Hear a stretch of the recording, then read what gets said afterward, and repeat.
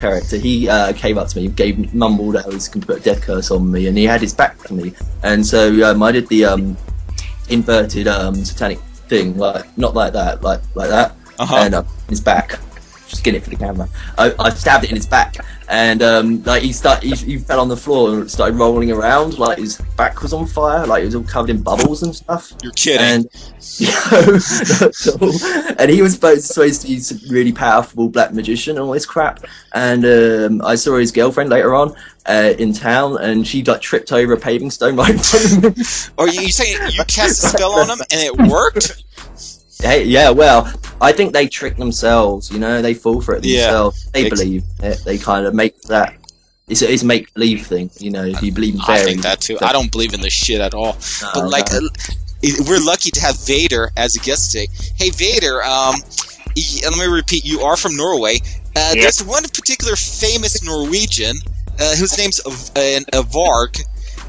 He's about to get out of jail. Can you please tell the audience about, like, what does everybody know about Varg?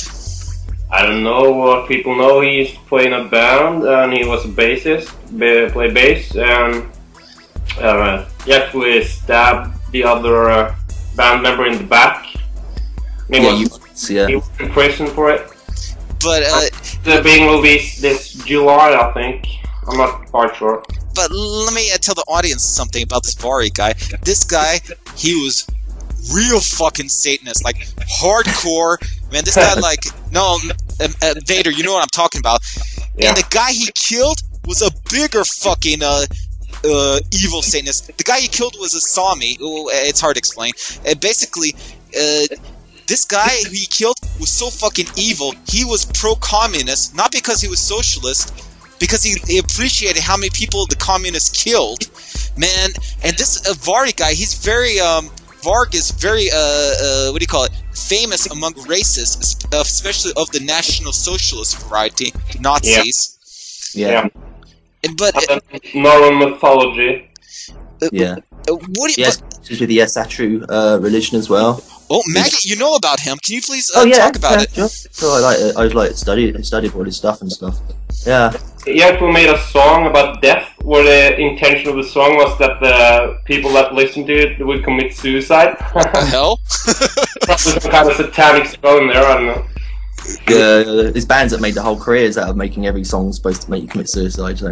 No, but kind of started it, yeah. Maggot, go more into this guy. Translate. Can you talk more about his religion and, like, his background? What do you know about him? Well... He kind of comes across. I read some of his early interviews, and he kind of comes across as a bit of a confused schizophrenic, delusional paranoia. Yeah. And but he's also kind of gave the impression about being really intelligent. But I think it was sort of intelligence you have when you're on drugs. Sort of the intelligence where you basically screwed up. I mean, he screwed up by killing Euronymous, and he came up with like, "Oh, he betrayed me. My brother betrayed me," and he's like putting all his like Masonic overtones on it, and then it was like, I killed him because he was a coward, and Vikings should kill cowards by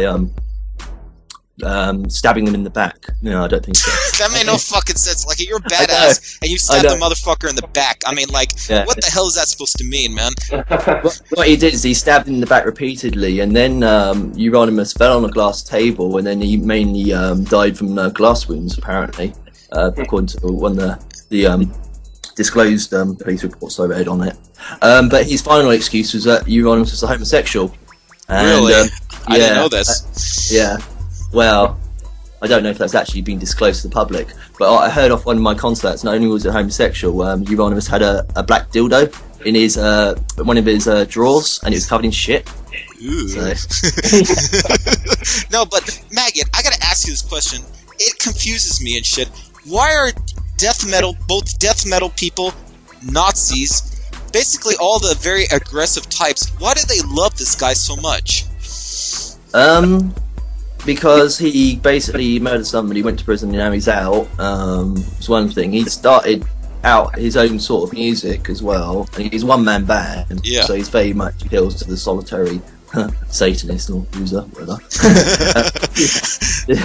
the lone wolf mentality, and he made himself a skinhead in prison, so he appeals towards skins. except he grew it back out when he was like speaking to his lawyer when he was trying to get out of prison, and then he made several prison escape attempts. I didn't know about this.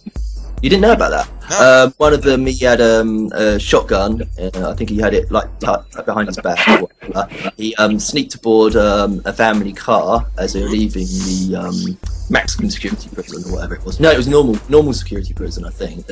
And pulled the gun out on them and told them to cross the border.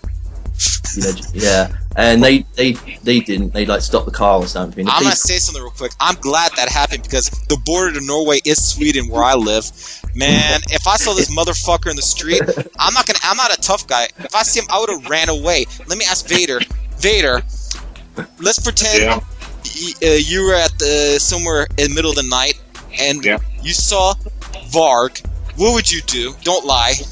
Yeah, if he was on meth, I would fucking run. Man, get the fuck out of here. You run away like a little woman like I would. I told you I would run like hell. He's on meth or something? He looks like a skinny little dangerous psychopath type, you know? Yeah. And he's Odin as well. What did you say, Maggot? One of his delusions is he thinks he's Odin, as far as I remember. You think it's Odin? Yeah, he thinks it's actually Odin. Yeah. Odin, he stabbed his own brother in the back. Hooray! Very loyal. Yeah. It's like it's because he can't face the fact that he did that to that guy. Yeah. And the actual reason he did that was just to do with record sales. I mean, when it comes down to it, it's really like not very satanic at all. It's man, really... that's really fucking stupid. Like, how you're gonna fucking prison, okay, man? Like, how the fuck are you gonna spend the money? What's the fucking point? Shit. I know. He was annoyed because he was in this underground music, and Hieronymus was the record label manager. Yeah. Deathly Silence Productions, I think it was, and you know, they always say in the music business you don't get the money back for years and years and years after you start recording. Yeah. Uranus was Varg Vikernes version, Count Krishnak, to use three of his names, wasn't happy with that, and he was accusing Euronymous of hoarding all the money, you know, all hundreds of pounds of it. There really wasn't that much money coming in, but what they do from their own is they invest all the money, and it's already promised to other people, and so just Varg was just being really immature. Yeah. But he went totally over the top when he went and stabbed the other guy. But at the same time, this was like a bit of a craze going on in Norway, but mainly killing homosexuals and stuff like that. Cool. Yeah. That's one of the reasons I listened to the movement in the first place. So I obviously checked up on it, and I heard about so and so killed a homosexual allegedly. Let me ask Vader, man. Okay, like in Sweden, we are deadly afraid of this guy. In Norway, what is the public opinion about Varg? I don't think people think about it that much anymore. But people were like freaked out when the newspapers were printing big letters about him being a dangerous Satanist and church burner and stuff like that. That blew it totally thank you. That's what I want to tell the audience. This guy is... Now I remember why this guy's so fucking evil, Vader. This guy was such a fucking Satanist. He wasn't like passive Satanist. He was active. He used to go to fucking churches and burn them down. Vader, he burned down like churches that were hundreds of years old. Yeah, he probably did. Did he ever admit it, or he just like No, he was part of a movement. It was like sort of like a independent movement. I think they burnt down maybe 56 wooden churches. Shit. Yeah. It's because those wooden churches were built over pagan sacred grounds, and they resented the Christian what do you call it, incursion. Okay. Yeah.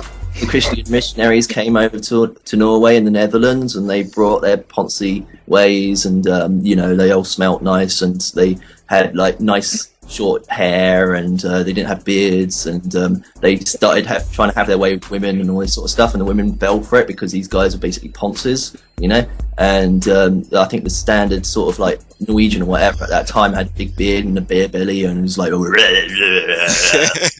basically they look like a Vader without his mask on. Okay.